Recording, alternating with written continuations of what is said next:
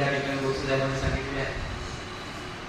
खरोखरच राजाभाऊ हे बोलणे त्याचा चाल आहे, त्याची वंदावी पावले.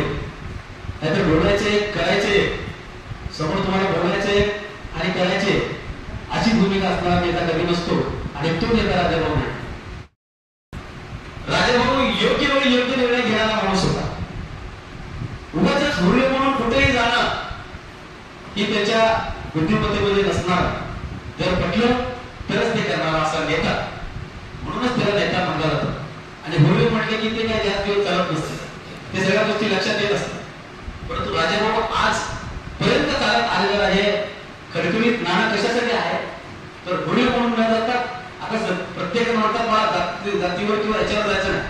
तरच ब्राह्मण माणसं हे हुशार असतात, योग्य निर्णय घेतात. आमच्यासारखी माणसं जी आहेत ना ते आम्ही उतरपणाला खडखडाट जास्त असतो.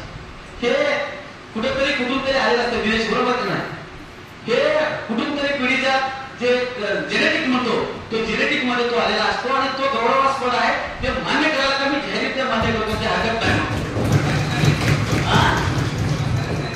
काय म्हणतात हा तेच नसेल, ते सगळं तुमच्याच आम्हाला माहिती पडणार मस्तीच आहे. खरं की नाही? ते तो त्या धर्माचा जन्माचा तो भाग असतो आणि तो पूर्णपणे कशाने मिळतो काय बोलतो माहित नाही, पण ते आम्हाला मिळालं नाही. म्हणून आमच्यासारखी माणसं काय करतो आम्ही असंच. परंतु जे हुशार असतात माणसं शांत असतात त्याला त्या पद्धतीनं राजाभाऊने आजपर्यंत या जिल्हा परिषदेचं काम केलं.